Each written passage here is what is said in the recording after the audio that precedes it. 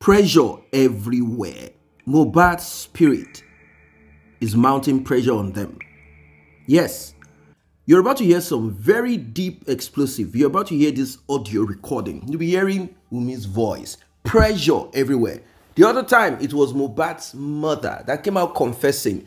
She came out to speak. She thought no one would record her.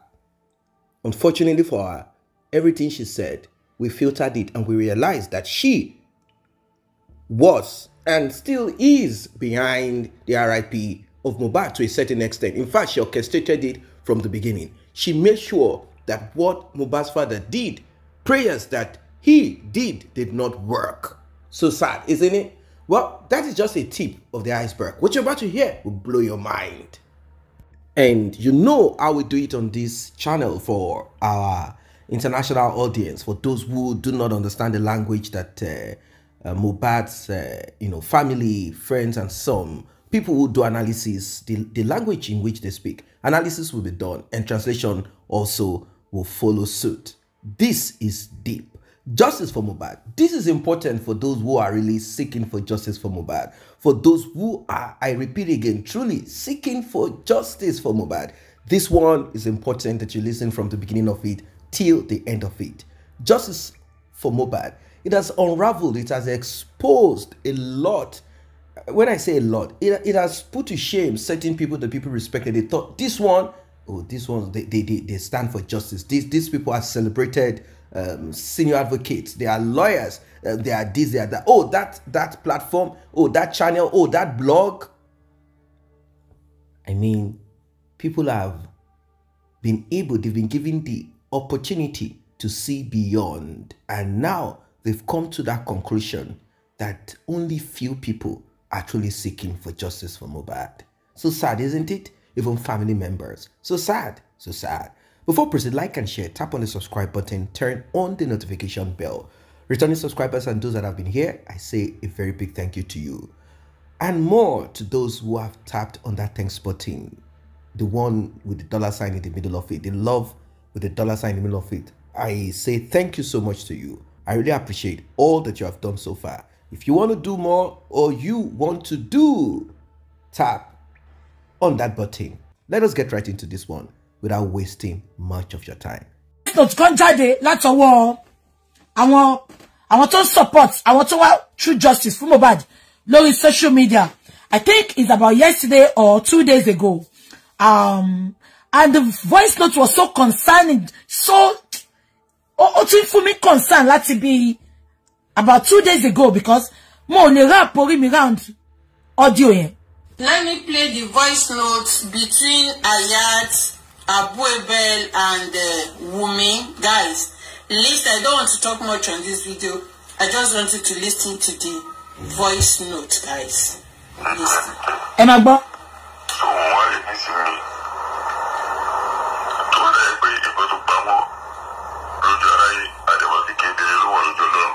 Abuebel ló sọ̀rọ̀ yẹn o.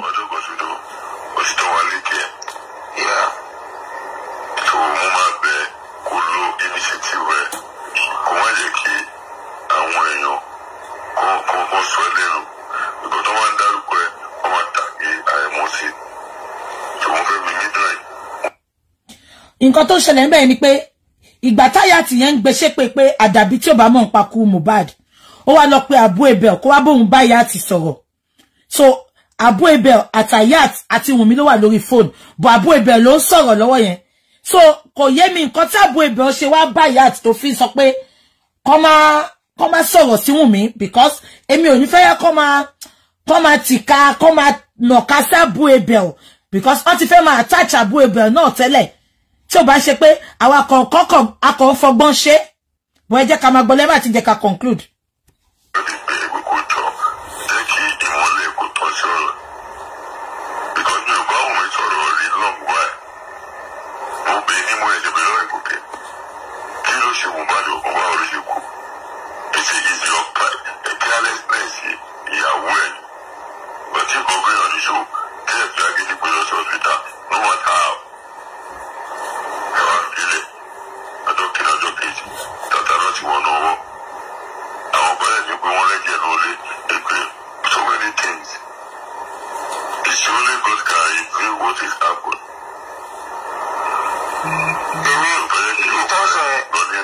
presidential mo sọ sí gbogbo kìíní yìí bọ̀ lálẹ́ yìí tó bá ti ń bẹ̀rẹ̀ ọ̀rọ̀ mo máa sọ fún ẹ pé kọ́ máa sọ gbọ̀wọ́ yìí mọ̀ pé kọ́ fílẹ̀ pé sí sọ pé gbogbo ìkẹtẹ̀ ń ti hàn jẹ́ kọ́ fílẹ̀ fún ọkọ̀ máa jẹ́ àṣẹ. bí sọ wọn níṣẹ́ ni bọ̀ àwọn tí ó ń ṣáìdì Wunmi ní sìn wọ́n dẹ̀ ń dárúkọ mi báyìí ok so ṣé nǹkan tẹ fẹ́ nìyẹn ok nǹkan tẹ̀yìn wá fẹ́ lèmi náà máa sọ fún yín because òun lọ́wọ́ kí ní ìfẹ́ ń pẹ̀ mí. ẹjọ́ ayé àgbà tó sọ. Wunmi ló ń sọ̀rọ̀ yẹn Wunmi ló ń sọ̀rọ̀. What exactly did I do to you? Wunmi, because Wunmi, hold on. Wunmi, hold on. Have you ever? Ẹ̀rí asukurojọ́.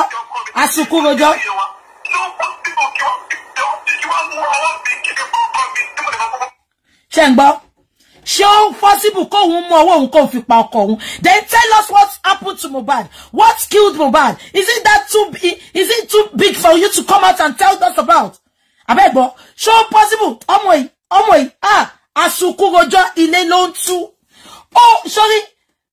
Kò sí nǹkan tó lè bọ́ ṣe, bọ́ta kó wá sọ fún wa ikú tí Mohbad kú. Okay, wọ́n kọ́ ló pa, kí ló pa? Kí ló tí Mohbad ṣe kú?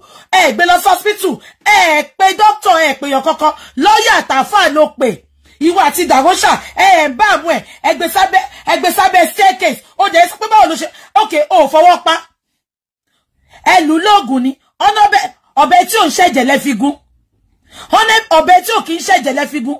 Ó ṣẹ̀ṣẹ̀ mọ̀ pé Mohbad lọ́kọ ẹ̀. Ìwọ tó ń pe nígà. I cannot see anybody like you.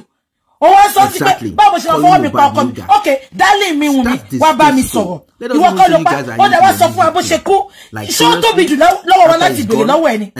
Ṣé wọ́n ti pé kíní tá à ń sọ yìí? Mohbad kú. Okay, ìwọ kọ́ ló pa. Why tó ṣe cooperate pẹ̀lú àwọn family Mohbad kẹjọ wá justice? Why tó jẹ́ pé àwọn tá wá justice, you are fighting against us. Ó ṣáà ṣe gbogbo nǹkan, ẹ lọ bá Sahara, ẹ lọ bá Falana, gbogbo nǹkan lè shut wa up. But so mẹ́pà àwọn tá sick la kó Facebook. Gbogbo manipulative ways ẹ̀yẹn kò mọ̀ wá. Ó mọ̀ ní, ó dàbẹ̀ tó ṣiṣẹ́ immigration ni. Tó mú ẹ tó wá mú ẹ wọlé tó ní kò ṣàlàyé nǹkan tó fi mú ẹ tó wá ń sunkún. Immigration máa kọ́kọ́ sọ fún ẹ pé sórí gbogbo ẹkún yẹn má sún fáwọn àwọn tirẹ̀ tó kú, àwọn tirẹ̀ tó gúnra ipa, àwọn tirẹ̀ ìjẹ, kò sí nǹkan táwọn ò tí rí. Wunmi lọ́nu ojú ẹ̀ kó wá sọ nǹkan tó pa Mohbad fún wa, manipulative witch. Ẹ yẹ kí n máa pè ẹ lọ.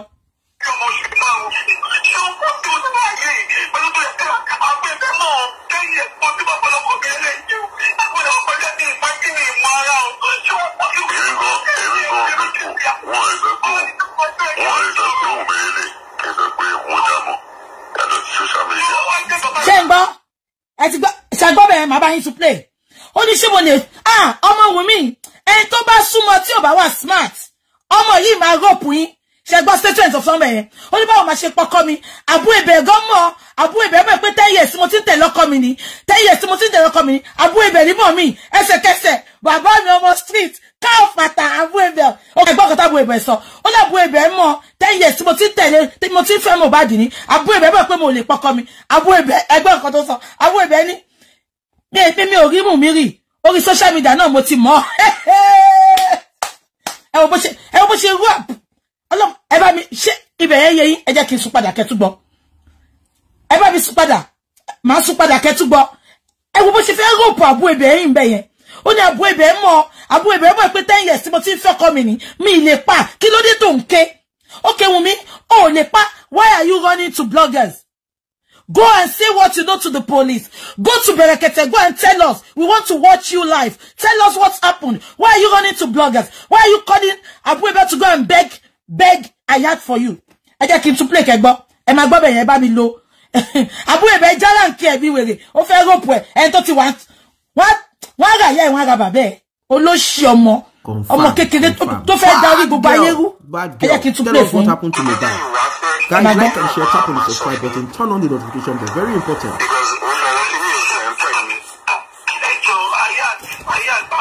Ẹ máa gbọ́.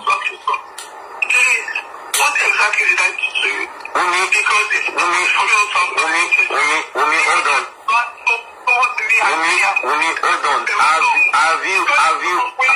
Have you ever?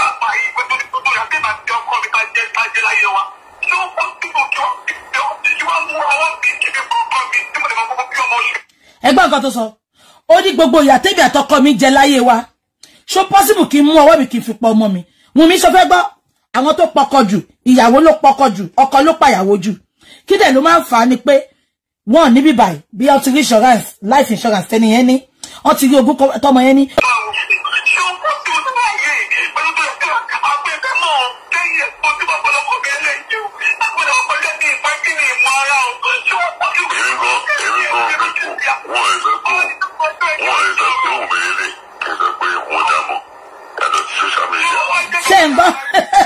ṣe gbọ́ ó dàbẹ́ tí gbọ́ ṣe gbọ́ bẹ̀yẹn ẹ confirm Abu Ebe mọ̀ pé 10 years mo ti ń fọkọ mi nìyí Abu Ebe dẹ̀ kọ́ ti ń bẹ̀yẹn Abu Ebe fẹ́ sọ̀rọ̀ kò jẹ́ kó sọ̀rọ̀ ó ń sọ̀rọ̀ lé bọ̀ Abu Ebe ó rọrọ̀ yẹn sọ Abu Ebe ní ebi gbọ́ lè sọ pé Wunmi lélẹ́yìí orí social media mo ti mọ̀ ó dẹ̀ sọ pé Abu Ebe mọ̀ pé 10 years tó ti ń fọkọ ẹ̀ ni ẹ wo bó ṣe fẹ́ rúpọ̀ Abu Ebe ń bẹ̀yẹn kì í tún play fún yóò dàbí ẹgbẹ́ dáadáa.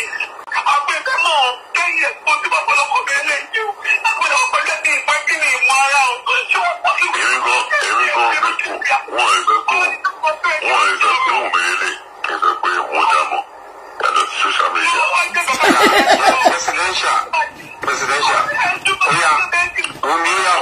Abu Ebe járáǹkì wèrè. Ṣé lè ṣe kọ́kọ́ Wunmi ṣé lè ṣe kọ́kọ́. Ẹ máa gbọ́ o. Ṣé lè ṣe kọ́kọ́. Oya Wunmi ṣé lè ṣe kọ́kọ́. Oya má bínú. Ẹ wo bó ṣe ń rojọ́ tó ń ké. Wunmi ṣé. Okay.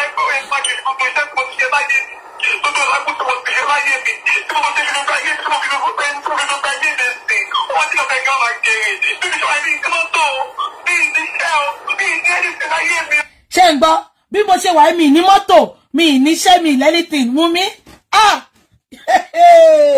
Wunmi Ọlọ́run jẹ́ kọ́kọ́ ẹ̀yẹn ṣàgbà ni o kàn ń ṣùtà rẹ lẹ́sẹ̀ ni o ò níṣẹ́ ò ní mọ́tò Wunmi o ò níṣẹ́ ò ní mọ́tò ẹ jẹ́ ká máa gbọ́ lọ.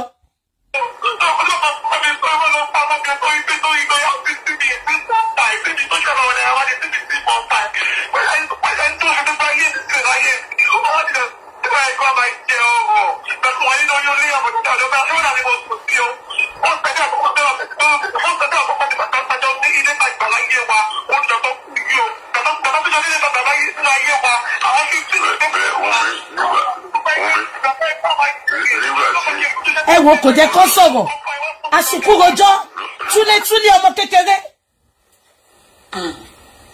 Ọ̀gá ẹ̀yin tí ẹ ṣe máa ń gbọ́ lọ. Ìṣẹ̀lẹ̀ nípa tí Mohbad kú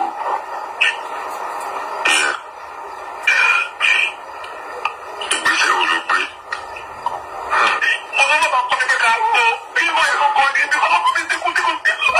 Ṣé ti gbọ́ Abu Ebe ẹ ṣoríire ẹ̀gbọ́n mi mo ní wá yín tì èmi mọ̀ pé ẹ̀yin ò sí ń di ìkóbàjẹ́ tó rọ́kùnrin ní ẹ̀yin náà dẹ̀ bímọ ẹgbọ́n kan Abu Ebe sọ Abu Ebe sọ pé Wunmi nígbà tí Mohbad kú ìgbésẹ̀ wo ló gbé ẹgbọ́n kan tó sọ ó ní mo sọ fún bàbá ọkọ mi pé ká ro bàbá dẹ̀ sọ fún ẹlẹ́sẹ̀kẹsẹ̀ pé òun ò ro bàbá ò síbẹ̀ ìgbà tí Mohbad kú náà Mohbad ti wà ní dùbúlẹ̀ àìsàn 2 days ẹ̀ dúró de nọ́ọ̀sì ní Kútọ́nù. Exactly. Ẹ fi gbogbo nọ́ọ̀sì Èkó lè dúró de nọ́ọ̀sì ní Kútọ́nù ó pé nọ́ọ̀sì Mohbad ó pé nọ́ọ̀sì Kútọ́nù just because ó mọ̀ pé nọ́ọ̀sì Mohbad ó mọ̀ medical condition Mohbad ìtorí ẹ̀ ṣe pé nọ́ọ̀sì tí ó mọ̀ nǹkan kan nípa Mohbad nọ́ọ̀sì tó dẹ̀ pé yẹn ó sọ pé wọ́n ló prescribe abẹ́rẹ́ tóun máa gún Mohbad fún ó ní wọ́n ló ń sọ nǹkan tóun máa gún ìwọ ló ń mú léwu lọ́wọ́ abẹ́rẹ́ méjì ni nọ́ọ̀sì gún abẹ́rẹ́ tó mú lé lọ́wọ́ meanwhile àwọn ọlọ́pàá sọ pé àwọn ti bá síríǹjì 4 nílẹ̀ẹ́lẹ̀ making 6 Wunmi ó wá sọ pé Abu Ebe sọ pé ìgbésẹ̀ wo ló gbé ìgbà tí Mohbad kú ó sọ pé mo sọ fún bàbá ọkọ mi kó lọ ro ṣé bí Mohbad ṣe kú ló ṣe pè wọ́n ẹ wo bọ́mọ ṣe ń dodge question o ẹ máa bá mi gbọ́ lẹ́yìn tẹ́ nílà káyè.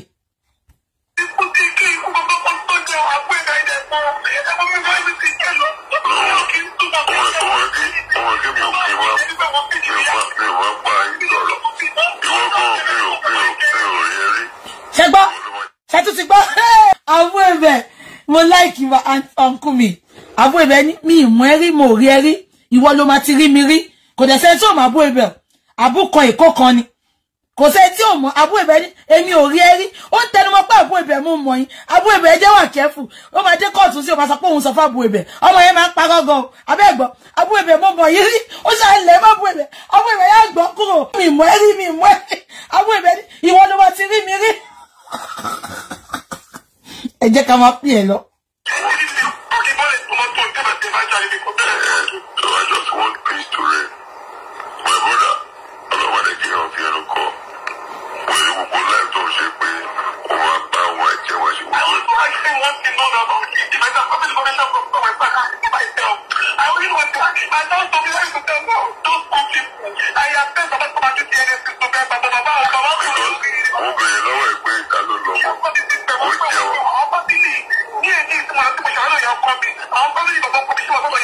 Ẹ̀yin pé kò yẹ ká Abu Ebe sọ̀rọ̀.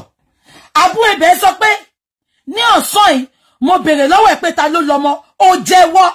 Abu Ebe sọ pé ó ti jẹ́wọ́. Confirm. Abu Ebe sọ pé ó jẹ́wọ́ yẹn. Ó bẹ̀rẹ̀ sí rojọ́ lọ ó fi kọ́bà kọ́tà Abu Ebe sọ. Mo sọ bàbá family mi. Mo sọ pé kí bàbá wa ṣe DNA. Wunmi bàbá kọ́ ló fẹ́ ṣe DNA.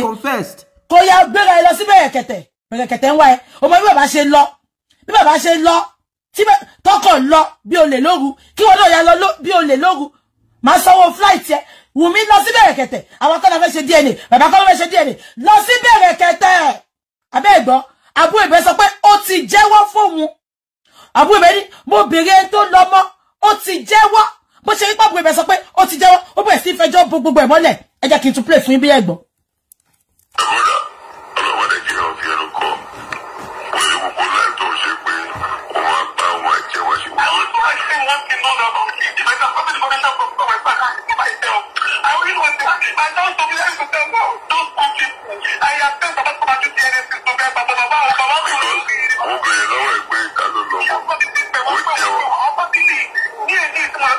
Ẹ confirm tẹ́ bá gbà bẹ́ẹ̀ gbọ́. Ṣé gbọ́ what Abu Ebe sọ? Because mo béèrè lọ́wọ́ ẹ̀ pé ta ló lọ́mọ ó jẹ́wọ́. Ṣé gbọ́ àbí kí n tún play? Onígan ló máa sọ pé lẹ́rìí òun wà ṣòkòtò. Ṣé gbọ́ àbí kí n tún play? Ẹ dá mi lóhùn. Mi ti rí pé ṣé gbọ́ àbí kí n tún play? Ó ti jẹ́wọ́ fún Abu Ebe o. Bó ṣe pé Abu Ebe ń sọ̀rọ̀ lọ síbi ọmọ yẹn. Ó bẹ̀rẹ̀ sí rojọ́ ó fi ń bò ókè gbọ́. Ẹ jẹ́ ká máa play lọ.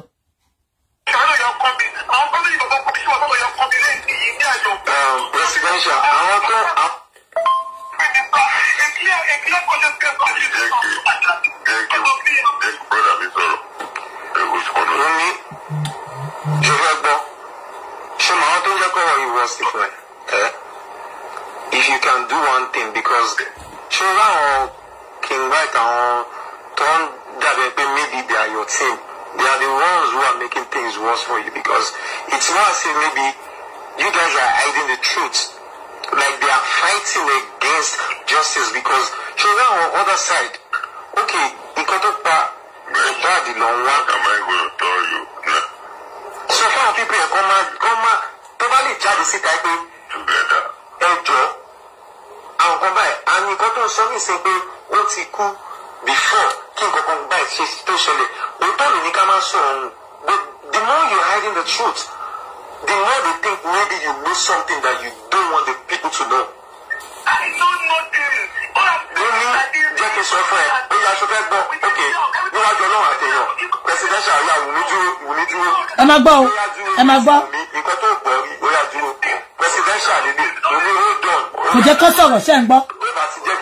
Hold on. Presidential. Now maybe this. Now that you are saying that they call out. Now maybe this. But just see nobody cool. We are streets in the world. I'm not saying in Nigeria, but we know what it is up. Abu Ebe. I see what that shele. Now just one phone call. We think do that, but if I have a back, okay, we are the Ikorodu, not Iguni, but the market. Oh, you can make it like everything. Whatever we also like that. Oh, but that's another injection. Yeah. All of that, Aberesi. So they are called Aberesi. You got our move.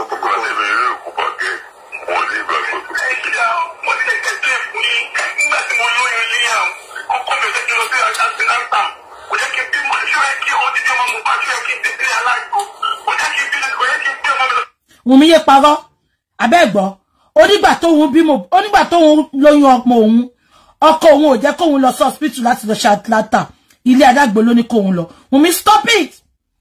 Stop it. Stop all your shenanigans. O kì í parọ́ mọ́ ku òun òkú o ti mọ̀ pé Mohbad ò ní wá defend rẹ̀. You choose to go to Alagbo. Forget it. You chose. Ọmọ yìí wà manipulative. Ẹ̀gbọ́n kan tó sọ ni. Ṣé bọ́ kọ́ mi ṣe tó yẹn? Ṣé ilé Alagbo ló ti jẹ́ kí n bímọ sí? Wunmi, ìwọ ló choose ibi tó máa bímọ sí. Ó sọ pé torí orí ẹ̀ wà complicated.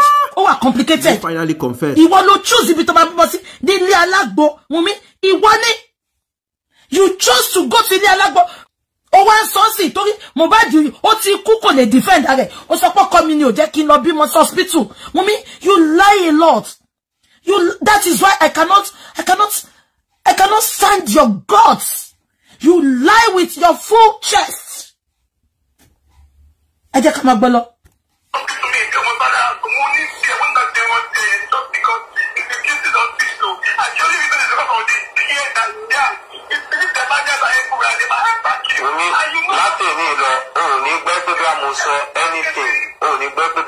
Anything nípa ọ̀rọ̀ yìí mọ́.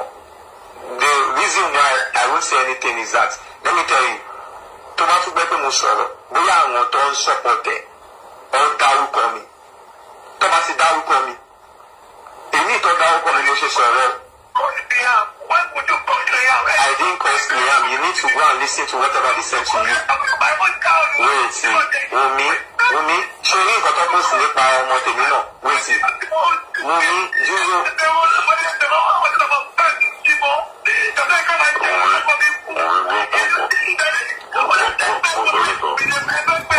ọmọ yìí ẹ wo bó ṣe ń ké ó ti mú gbó igbó ti mú gbogbo esophagus ẹ lọ.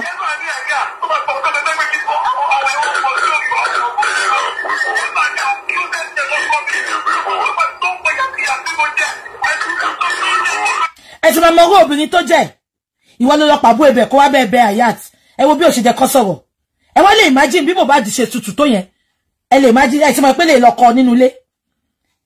Exactly. ẹ wo bó ṣe manipulate wọn bẹ yẹn terrible ìwọ ló lọ pé àbú ẹbẹ kó wá bẹ́ẹ̀ bá Hayat sọ̀rọ̀ kó má ṣe ṣòfò ẹ mọ́ káṣírí ẹ má bá tú ó dẹ̀ gbà wọ́n láyè kan sọ̀rọ̀ kẹ wá lè imagine Mohbad bó ṣe tutù bí omi àmú yẹn kó wà tọmọ ẹ máa sọ̀rọ̀ nínú ilé kẹ lè imagine bó ṣe máa treat bọ̀bọ́ yẹn nínú ilé. Mohbad tẹ̀jẹ̀ wò yẹn kò láìkì wàhálà ó máa walk away ni ó máa fílẹ̀ pẹ̀lú wèrè ẹni. ẹ wo bọ́mọ ìṣe ń rojọ́ tí ò jẹ́ ká gbọ́ nǹkan kan ẹ jẹ́ ká máa gbọ́ lọ.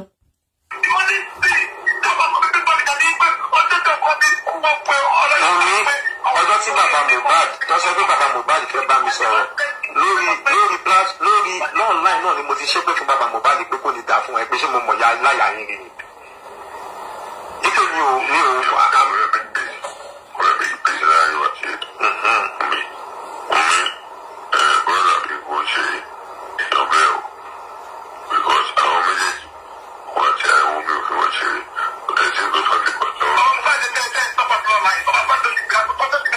ọkọ ẹ̀mí nǹkan tí presidential bẹ sọ Wunmi wọ́n jẹ́kẹ́ sọ fún ẹ̀mí o.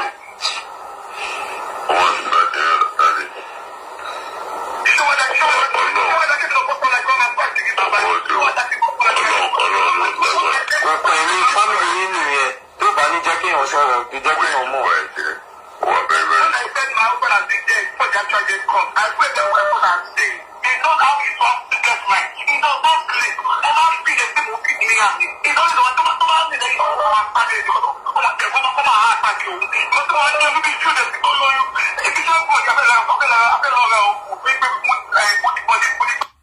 So guys, let me play the voice notes between Hayat, Abu Ebel. Part 1 yẹn jẹ́ n play part 2 ṣẹ́gbọ́. Abu Ebel sọ pé what is the way forward? Ẹjọ́ pé Mohbad òun máa ń fún lógún tó bá ti sick ló ń rò. Ó gbé ẹjọ́ yẹn lọ sọ́nà mi. Ṣé ti gbọ́? Ẹ jẹ́ ká lọ play part 2. Mo ń bọ̀. Ẹ jẹ́ ká play part 2.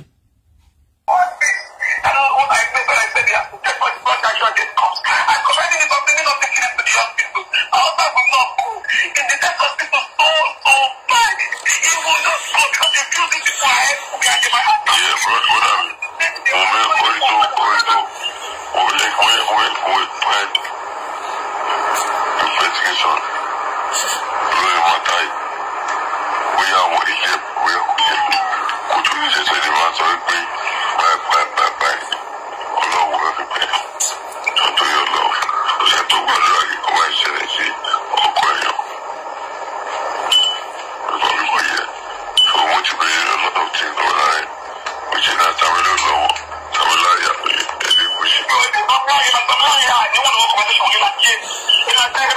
ṣé ń gbónírọ́ Abu Ebe sọ pé mo bèrè lọ́wọ́ ẹ̀ pé ṣó mọ Sam Larry àtẹlẹ́gùsì ó lé mi àti mi mọ Sam Larry èmi àti Sam Larry ò ní one-on-one conversation rí mo wá fẹ́ flash yín back ṣé rántí pé Sam Larry ìgbà tó sọ pé Mohbad kú tó kọ́kọ́ sá lọ ìgbà tó máa ṣe show ṣé rántí tó bọ́ta tó sọ pé mo ò lè pa Mohbad ìyàwó Mohbad gan mọ̀ pé mo like Mohbad báwo ni ìyàwó Mohbad ṣe mọ̀ pé mo like Mohbad tẹ́ ẹ bá kí n sọ nípa Mohbad ẹ bá mi dìyẹn mú ìgbà tó lọ sí corona inquest.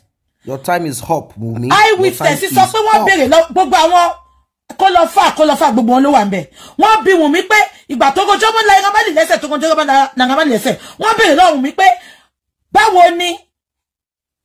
báwo ni Sam Larry ṣe jẹ́ sí ẹ kò dáhùn wọ́n ní show boyfriend ẹ ní kò dáhùn wọ́n ní ṣe ti bára yín sùn rí kò dáhùn láti joy ó ń lọ from blogger to blogger for so fẹ́ gbọ́ kó lọ mú ẹ tó ju Abu Ebe wá lọ sórí chat ní dákẹ́ bọ́tà ìjọ tó bá ti sọ ẹni tó pa Mohbad wàláì èmi gan máa drop pen ní borí yọmí ni I drop my pen ní máa sọ ẹ wo bó ṣe ti fi èpè gbé Hayati mọ́ra èpè ló ṣẹ́fà Hayati mbẹ̀ yẹn o Hayati sọ pé ó ṣépè fún Liam Hayati wá dá lóhùn pé ká sọ pé lè ló ti ṣe láti jọ ẹ̀ àwọn èèyàn ní máa wá fún ọmọ yìí ó gbọ̀ngàn ó mọ nǹkan tó ń ṣe náà ó ti lọ dira náà eléyìí ṣépè ló ń ṣẹ́ ni ìwọ ṣe ń ké pa Hayati ṣépè fọmọ Hayati ń pe tàbá tí àdá sórí ọmọ yẹn ó ṣe ń ké ìwọ wá ṣẹ̀ṣẹ̀ wá ṣépè fọmọ tó ń ṣépè fún yẹn you are evil your heart is dark ẹwà ẹ àti dark náà ìgbà tó jẹ́ pàwọ́ yíyan ló ń train gbogbo ẹ jẹ́ ká máa gbọ́ lọ.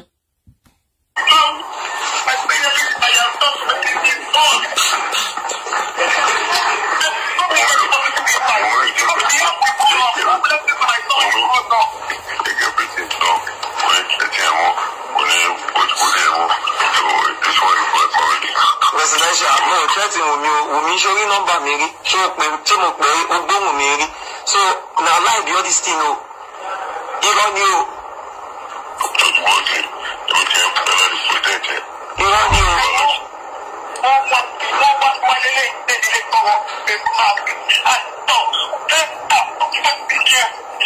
Ṣọ́sọ́ fẹ́ pé Nàìjíríà ni mò ń gbé ni. Ṣé gbọ́ nǹkan tó sọ́mọ ẹ jẹ́ kí n ṣàlàyé fún yín.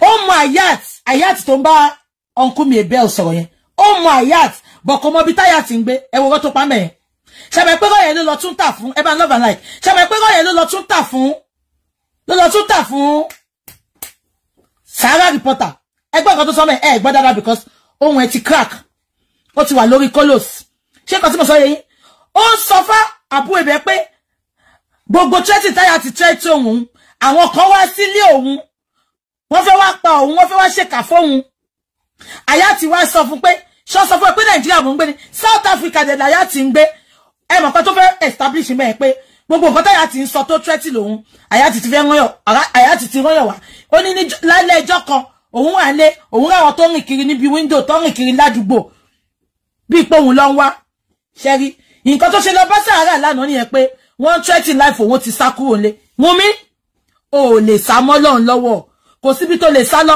ẹ jẹ́ ká máa gbọ́ lọ.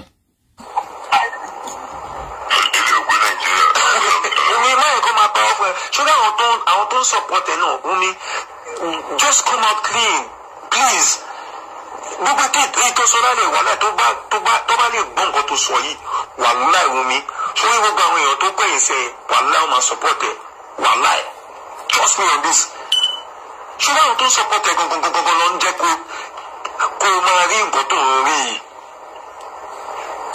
Ọlọ́run ní fìyà jẹ o na wetin me go tell you be that. Because nǹkan tó sọ lálẹ́ yìí, you already where am I going to start in all of this? Where am I going to start in all of this? Where? Where am I? In fact, well, for the benefit of our international audience, let us speak it one after the other. The audio you heard is that of Wunmi. That is Wunmi's voice. That wicked fiancé of Mohbad. She's 24-year-old. And a lot of people would have thought, why is this lady protected this way? Who is she? Is she the daughter of the president? No, she's not. She's not. The thing is this. There are certain people who do not want, you see, the way Mohbad matter, the case of Mohbad, the way it eventually became before we started seeing light at the end of the tunnel is this. There are a certain group of people who have vendetta against certain group of people. So they do not want to attack that particular group of people or that person directly. They needed a proxy, and they found a proxy through the RIP of Mohbad. They needed to fight some people. They needed to attack some people. They needed to drag some people. So Mohbad RIP created an opportunity for them to fulfill, to execute what they had inside of their mind.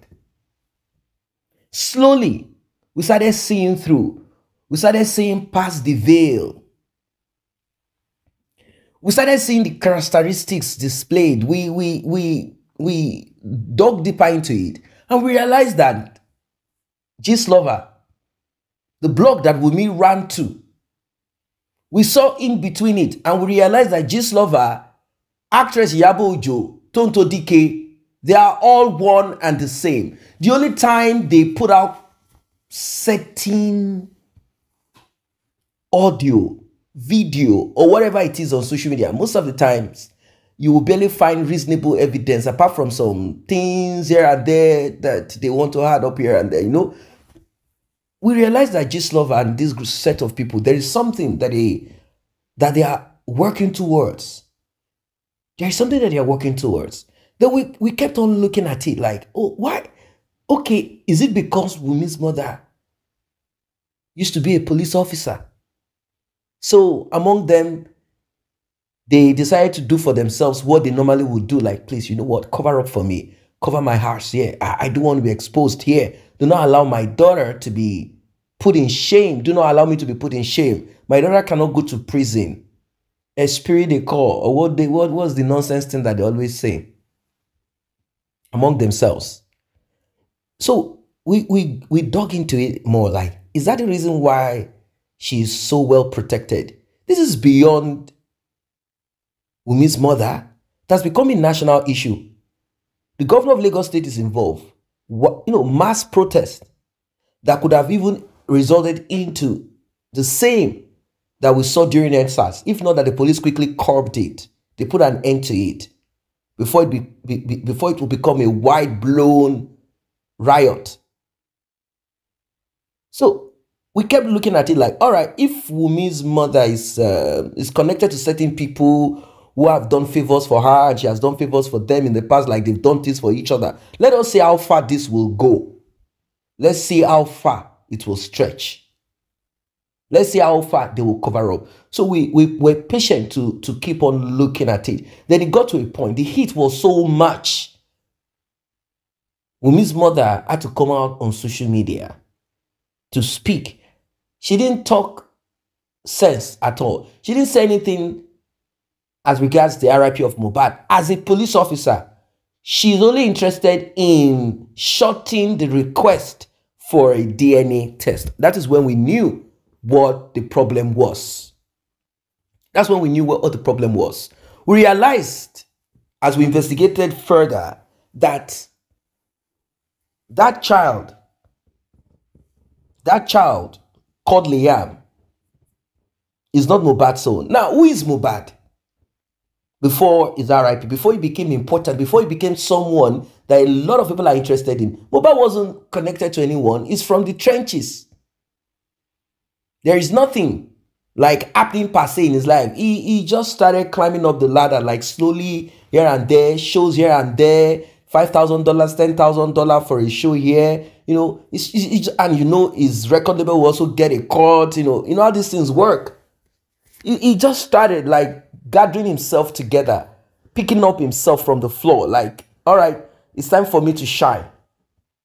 So it's not as if Mohbad's father is a politician and one opposition party is trying to, you know, punish or whatever. No.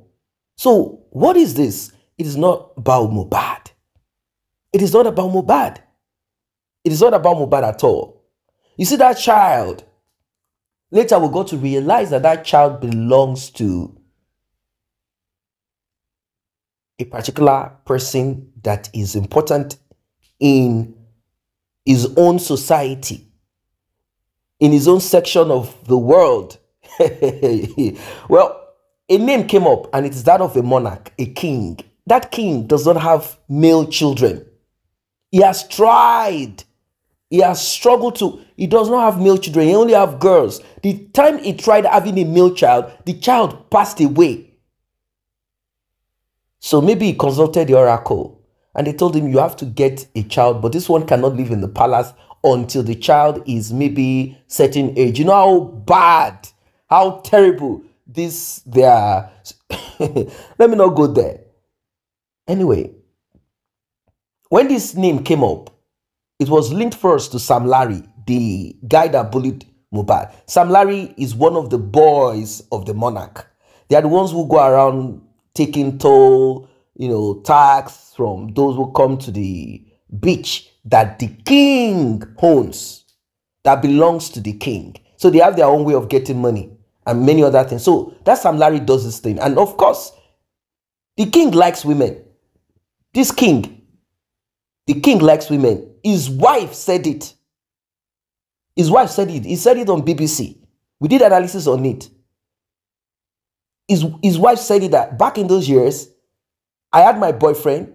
This king will see me off to my boyfriend's place, stay outside. When I'm done, he will walk me back home. And she was asked, okay, he must have loved you so much. You see that he had no, the king.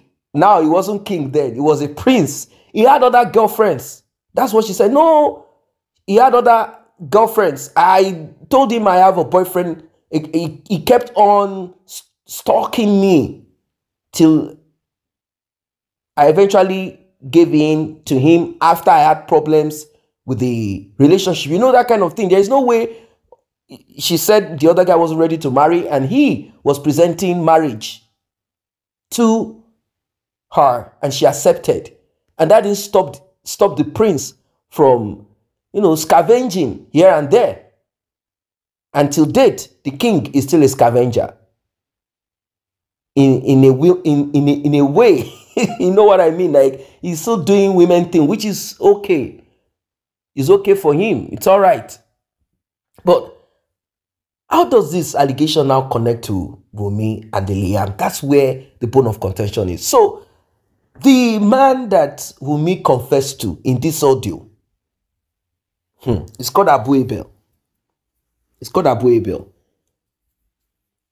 Wunmi was connected to Abu Abel via someone, and they wanted Wunmi to confess, like, listen, you cannot continue with this thing. Wunmi has realized that this is becoming dangerous. So, she needed support. She knows that her life is not safe. She doesn't want anyone to snuff her out. She has realized that this is beyond her. Like, social media, the temperature has been turned on. So she doesn't know what to do. Eventually, she confessed to Abu Abel. Abu Abel asked, who is the father of this child? And Abu Abel said, when I spoke to you, you confessed to me who the father of the child. I asked you who the father, because that is the bone of contention here. Then the next question will be, so what now happened to Mohbad? Why did you guys inject him? Why did you call the nurse? You said he was sick for some days. How come you guys left him? These are the questions that they asked her. Why did you guys leave him there? Why did you give birth to your child? Not in the hospital, but in a private tradomedical center where unorthodox practices and records will not be kept. Why did you like do this in maybe a place, who knows, maybe the place is not even certified, but let's say the place is certified. It's a tradomedical delivery center where people are giving herbs to help them, where herbal and some other traditional practices are used in giving birth, in helping the woman deliver. That's where she gave birth. And she said she did not choose to have that child there. There is Mohbad that said, do not give birth to that child in the hospital. Do not give birth to that child in the hospital. I want my child to be born in that place. And from what we are, from every, unless Mohbad's father will tell us, yes, it is true, my son told me this, and Mohbad's father has not said so. So it means she is lying.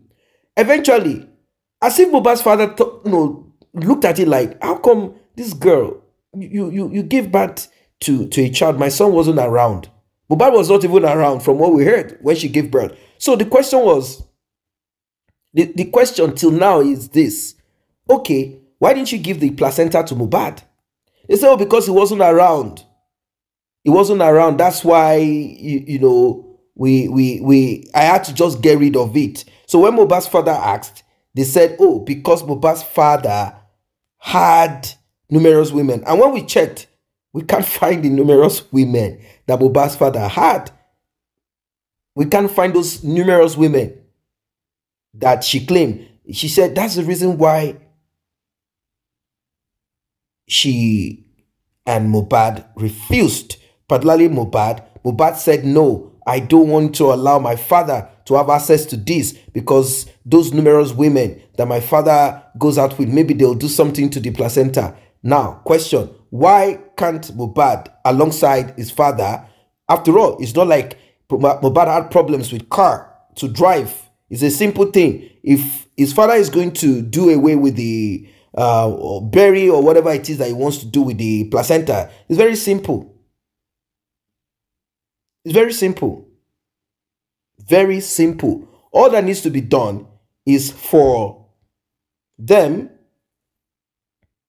to simply, for Mohbad and Wunmi, if they think they want to be sure that nothing happens to the placenta of that little boy, all they needed to do was to go with Mohbad's father to wherever he wants to bury or whatever he wants to do or prayers he wants to make, and they all go together and he does what he needs to do. Or can't it be buried where Mohbad lives, if that's what it is? Or they have to take this to Pluto or Saturn? What exactly is the problem here? Like I've explained to people who asked why Mohbad's father needed placenta, something that should be, discarded after birth. Well, in those years, they didn't have DNA, paternity test. They didn't have such facility, and there was no science that, that science wasn't existing back then. So what people do locally was to request for that, not because that placenta was going to now tell you who the father or the mother is and all of that. No, it was simply like a caution to the woman. A caution to the woman. Like, you cannot present against the tradition culture. You cannot give placenta to who is not the father. You see? So it was more like a caution. Wunmi did not observe that cultural practice, even though she and Mohbad are from the same part of Nigeria. They are from the same town, the same village, the same whatever, from the same state. At least from the same state, from the same part. They speak same language, they understand their language. They are from the same part. So when I look at all of this, when Abu Abel said, but you confessed to me, she covered up the talk with so many things like, blah, blah, blah, blah, blah. Abu Abel said, but you confessed to me the father of this child. So what is this? She said, I've talked about paternity. I've talked about the DNA. She quickly covered it up. Covered it up. Whenever they ask her important questions, she answers with tears. Whenever people do so, it tells you that they are guilty. All she wants to talk about is that her life is being threatened. This is what her elder sister told her to do. Whenever there is a conversation or a call, always establish threat to life so that you can use that for, use it. So that you can use it for asylum lies, manipulation abroad. So as the conversation went on, it got to a point, she had two conversations, one with Abu Ebel and some other guy, and later with, she had another call again. In this call, she manipulated all the lies when she realized that what she had told Abu Ebel without being recorded at first was the truth. And now that she suspected that she was being recorded, she didn't say, no, I didn't say it. She ended up with tears and all of that. And she finalized it by establishing something that does not exist. What did she say? She said, oh, the other day I was at home and when I looked out of the window, I saw people moving around, and the way they were moving around is like someone sent them to come after me after I had that conversation with you. And that one is like, are you crazy? I don't even live in Nigeria. Who are you for someone to send someone to come to your window? Like, who, you? Meaning, even if they want to take you out, why would they go through search? It's not as if you have police protection. Why would they have to go to? Don't you go to the shopping mall? Don't you buy? Don't you go out?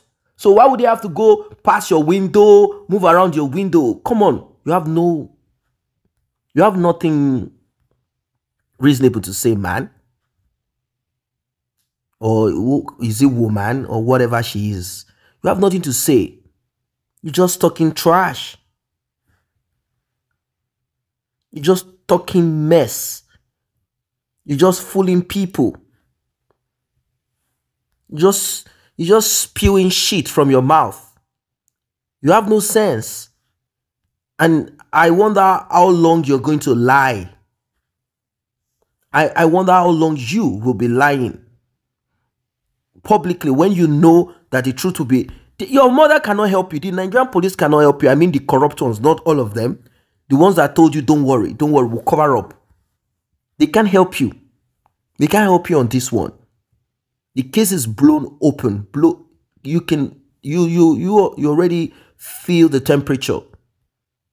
You know already. You know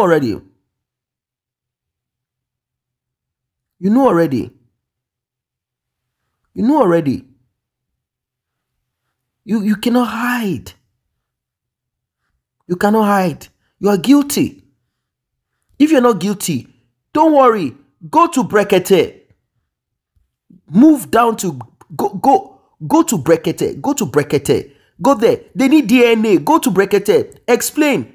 Tell them you don't know nothing. Tell them you were cooking fried rice when Mohbad was dying. Tell them that you went to call the security bouncer when Mohbad and Primeboy had a fight.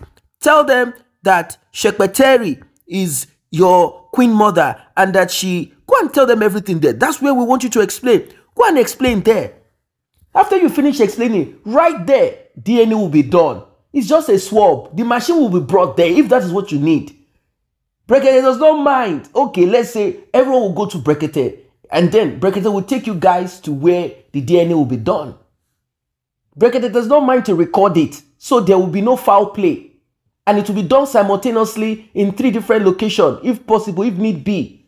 Or you finish one, you go to another one, you finish one, you go, or, whichever way you want. Or you think those DNA center, what they want is to tell you, they have not, why would they jeopardize DNA for Mohbad? Why would they jeopardize it by lying? Like, seriously, Wunmi, go to Brekete. Stop calling people. Stop, calling those that you think will help you. Wunmi actually spoke to this man in the hope that she'll be able to manipulate him into helping her. Because she knows that now the street is angry. So she needs to speak to some godfather of the street. That's it. She needs to speak to some godfather of the street, people that she feel will help her. And those ones are like, no, I don't know you. I don't know you. I've never met you before. I don't know you. I've never met you in my life. Don't tell me that you know me and that we've met. Abu Ebel Nation. She tried. She manipulated. She tried to say what does not exist. And at the end of the day, well, I don't know what you think about it. I don't know what you guys think about this one. I don't know what you guys think of this one. Is it not serious? Is it not serious? The world of wickedness. The world of evil. The world of wickedness. The world of evil. Just look at it. Now, wow. Wunmi, you have confessed already.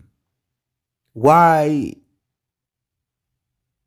are you now trying to pretend and, you know, whenever questions are asked, you rush into, you know, ranting, shouting, screaming, shouting and screaming whenever serious questions are asked. That's what I observed in this. You will start rushing in tears because you are not ready to tell the truth. Because you know that your audio will be released.